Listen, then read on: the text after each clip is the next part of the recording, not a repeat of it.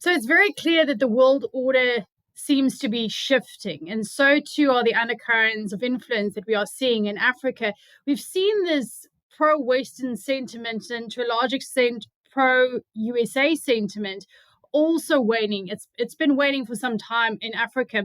And I'm joined today by Priyal Singh. He's joining me on Markets Magnified. He is an Africa researcher at the Institute for Security Studies. Priyal, thank you very much for joining me and sharing your thoughts. So, with this waning influence, and if we take a snapshot of what the US's relationship with Africa currently looks like, how concerned is the US about this changing tides, or how concerned should they be?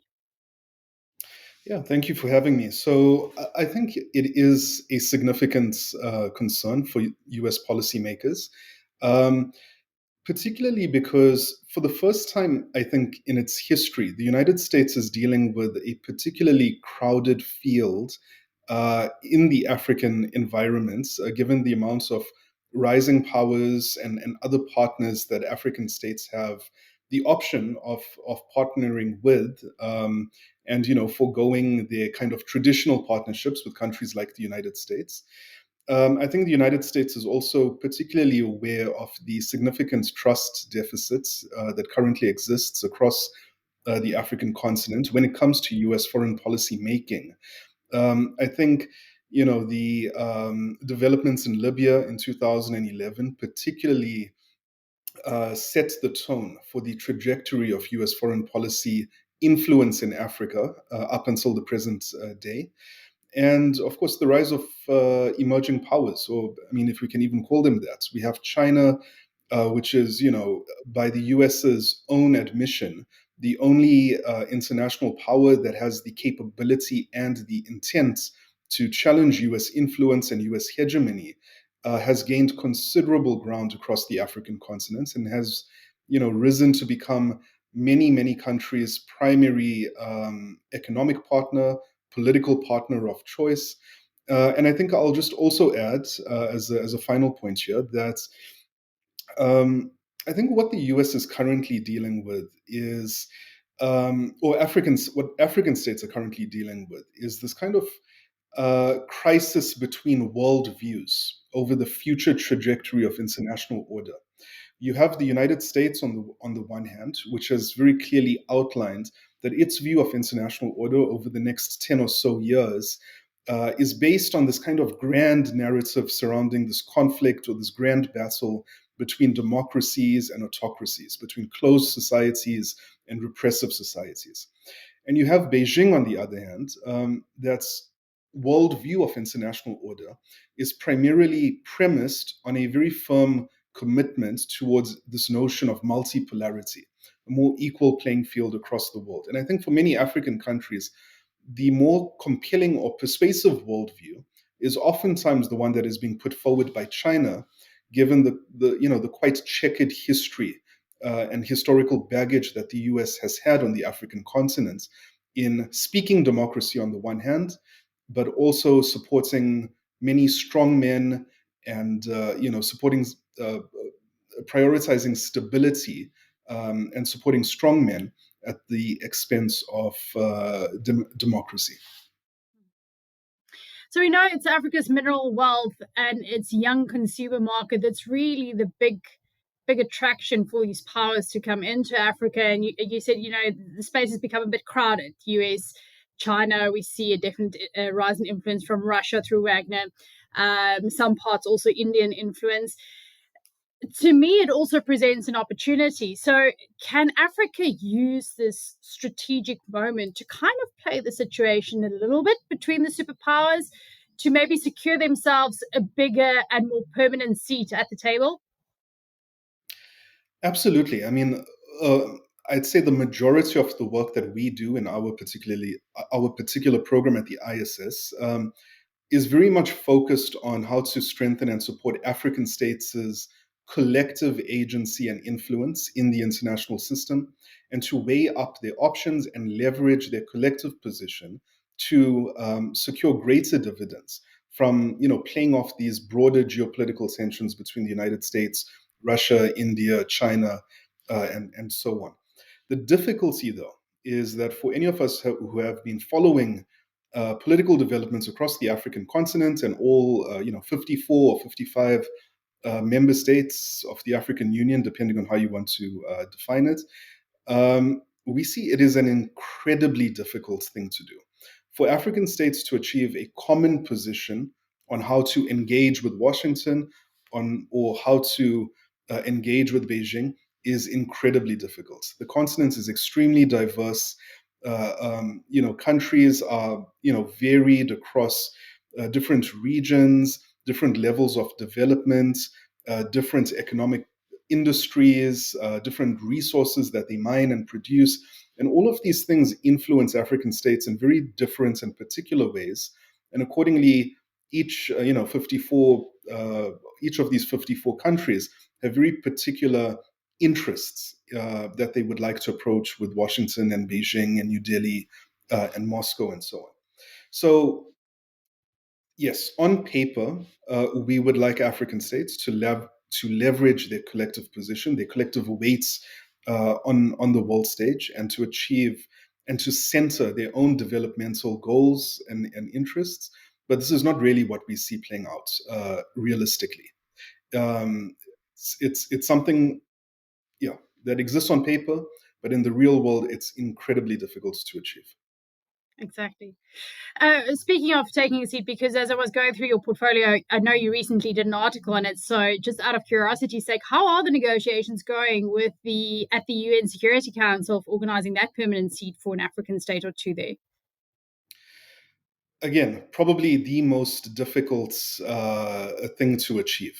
Really, the five permanent members of the UN Security Council really sit at the apex of global governance, and any change to the structure of the Security Council has knock-on effects on the entire functioning and management of global governance, broadly speaking. So, from the African side, we do have a common position. Strangely enough, we do have 54 African states that agreed to a common position. It is encapsulated within what's called the Ilze-Marie consensus, and it is a model for reform of the council based on the interests of African states that they would like X amounts of permanent seats, that these countries would like to do away with the veto, but African states should have access or privilege to the veto so long as it exists, and a few other associated terms with the Ilze-Marie consensus. The problem, though, is that currently at the UN Security Council, there are multiple models for reform being lobbied and discussed within what is called the intergovernmental negotiation process at the UN, and this occurs within the General Assembly. And there's often an annual debate that focuses on a reform of the Security Council. And the problem, unsurprisingly, is that the IGN process, the intergovernmental negotiation process, has been deadlocked for many, many, many years. It's going absolutely nowhere. There are, long-standing debates about very kind of incremental changes to what the Security Council could consider, and so on. And where we are in 2024 is we still don't even have a text document with which states can agree to and work off of on an annual basis. So it's very unlikely that we will see a major breakthrough at the Security Council, and we will see greater representation for African states anytime soon. The only, I would say, avenue in which we could move towards a reformed Security Council and greater African representation on the Security Council is if the global security environment deteriorates to such an extent that the Security Council, in its current configuration, completely loses all credibility and legitimacy, and it forces the permanent members to the table and say, we have to change things. Otherwise, the entire UN system is at jeopardy, is at stake, and we will have to make some very, very serious concessions. Um, but How even that far is a bit away are we from? How far away from such a moment are we? I mean, you have Russia and China, like they're serving on the UN Security Council. There's conflicts, obviously, about what's happening in the Ukraine with regards to that. We have conflicting views of what's happening in the Middle East on that. So, realistically speaking, to someone who doesn't necessarily understand the inner workings, to me, at least it feels like we might be approaching such a moment, right? Or is that like Absolutely. Yeah. reached? No, we are definitely moving in that direction. The Security Council is facing major threats to its credibility and legitimacy.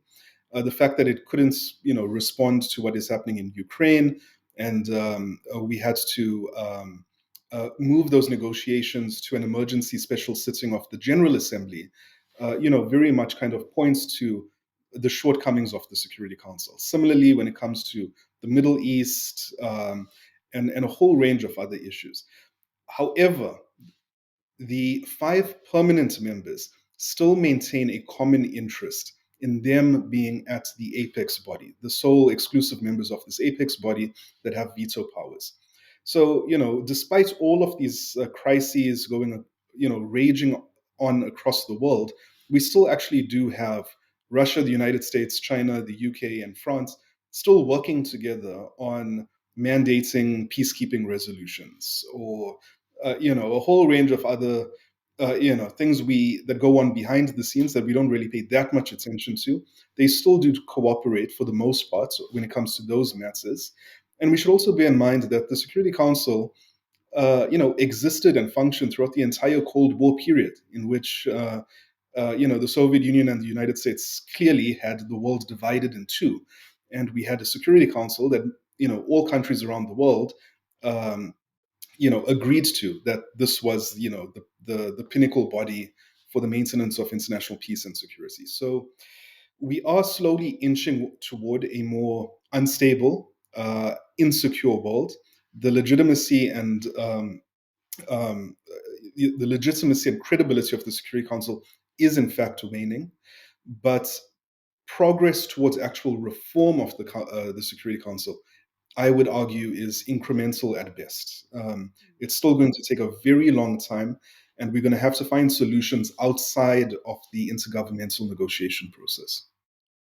To saying they've got experience from Cold War One to kind of navigate Cold War Two that we're finding ourselves happening. I know some analysts are calling it that. But just back to the Africa USA situation, we also know in South Africa we are a day away from voting as we are recording this podcast. But the US elections also happening later in the year. And if the latest polls are anything to go by, it seems like Trump might find himself back in the White House. So it's one thing to do a snapshot of the Africa-US relations as it stands now under the Biden administration. Could Trump come and flip the table completely? I mean, we know how he was towards Africa during his tenure, calling Nambia. And, he just had this kind of scoff remarks towards Africa. And I have this discussion with analysts where I can, because to me, Trump coming back now is a completely different world to Trump's previous administration, right? The geopolitical tensions that we're seeing, the rising influences in Africa. And I'm wondering if this could sway his sentiment towards Africa should he manage to get back into the White House.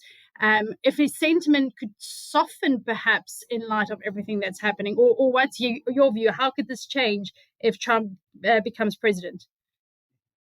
I think it's important to remember that, all these years later, since the first Trump administration, South African US relations, for example, are still course correcting from the initial Trump administration. In remarks made by South Africa's international relations minister just last year, in conversation with, I believe it was, the Foreign Secretary Blinken, very clearly said that, the American government has still not apologized to the South African government for the remarks made by the US president about, the characteristics he attached to African states during his first administration. And I think, just as Libya was a turning point for the broad trajectory of US influence and foreign policy and African states' positioning towards the US, the Trump administration was, again, another major turning point that really kind of set the tone in terms of how African states view the US. It contributed to this very significant, and I would argue, enduring trust deficit that currently exists. And, with a second Trump administration, things could only get worse, I would argue. And I would qualify that by saying perhaps there are a handful of African states in which bilateral relations could improve with Washington. That's of course a possibility. I mean, just in this past week, we've seen uh, uh, the Kenyan president's visits to Washington and the kind of recognition bestowed upon Kenya as this kind of significant non-NATO ally in Africa. I think those kinds of bilateral relations may persist into the Trump administration.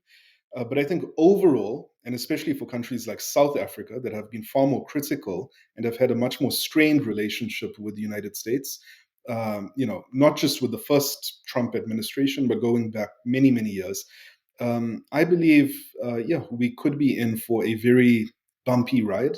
And, many of the major kind of um, the major instruments of US foreign policy influence when it comes to African states, like the African Growth and Opportunity Act and so on, could be, significantly revised and reoriented to, perhaps punish certain African states that don't toe the line, uh, toe the line of what certain US policymakers would want. We've already seen or heard whispers of,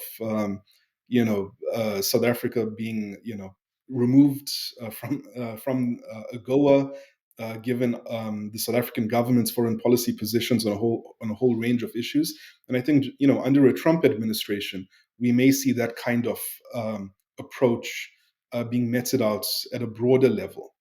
And again, I'll just conclude by saying, when it comes to these, you know, in foreign policy, we have carrots and we have sticks, and things like AGOA, represents a very significant carrot.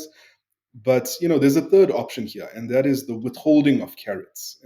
And saying that you are not going to be entitled to X number of benefits because under our hierarchy of friends in the world you don't qualify based on your foreign policy positions. I think that kind of instrumentalized foreign policy could be a lot more prevalent under a Trump administration. Um, and Can yeah. they afford that? Sorry, can they afford to go that route though? I mean, when you have superpowers standing ready to take their place on the continent, whether it be Beijing or Moscow, um, is America really in a position to lose alliances like South Africa? You mentioned Kenya and a number of other countries. Are they really in a position to afford to lose friends as things are standing now? Because they're not looking great. Look, I think there are many American policymakers that would wholeheartedly agree that countries like South Africa and many other African countries are vital international partners, given the broader um, given the broader configuration of the broader geopolitical environments at the moment. We can't, America cannot afford to lose influence in this environment in which its kind of hegemonic position in the international system is coming under threat from countries like China and so on.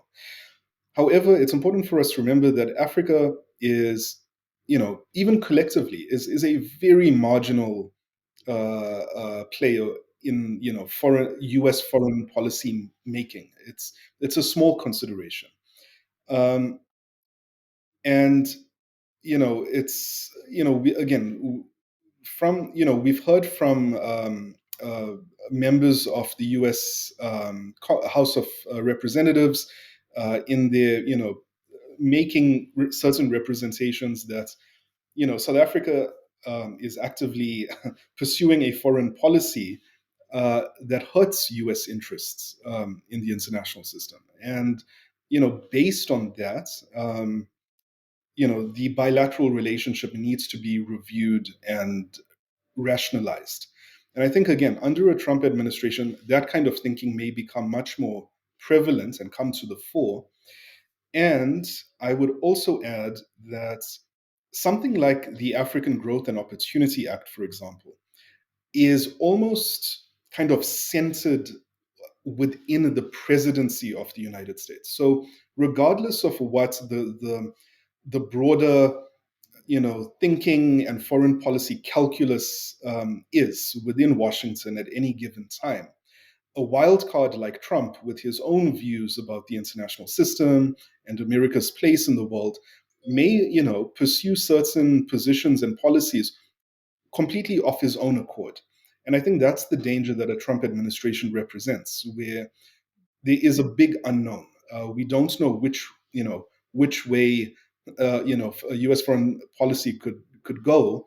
And again, we saw this during Trump's first administration, and the whole range of inconsistent positions that were being put out, at the UN, for example, and you have the U.S. president making certain remarks in contradictory remarks to positions that are taken at the UN, or a whole host of other multilateral bodies and so on. So I think that's the key point, that another Trump administration is just a wild card. It's a big question mark because we don't know the personality or the character of the president, and how much he is willing to listen or be influenced by broader consensus within the foreign policy making establishments within Washington.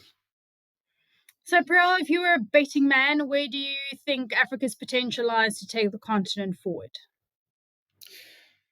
Well, going back to the issue of common African positions and Africa, collective African agency in the international system, I think Africa's shared developmental aspirations is something that can only be steered or commandeered by African states themselves.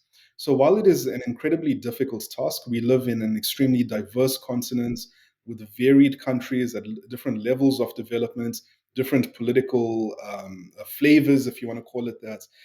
Really, we can only achieve our collective developmental aspirations if we band together and strengthen common continental institutions like the African Union, our regional economic communities like SADC and ECOWAS. And we need to support those institutions, invest in those institutions in order for us to leverage our collective weight and influence on the world stage, and inform our bilateral relations with, be it Washington or Beijing or New Delhi or Moscow.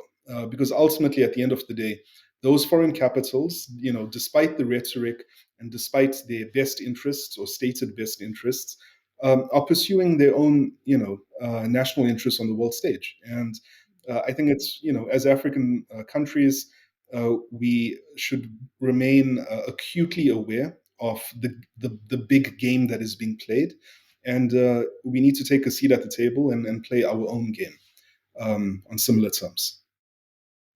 Look, the time for Africa to do this is right now. I mean, it's just a ripe time for us to, like you said, lock arms and hopefully leverage off of the situation for the continent to move forward. Priyal, thank you very much for your time. I'm sure we will be chatting again soon. Thank you very much. It's a pleasure.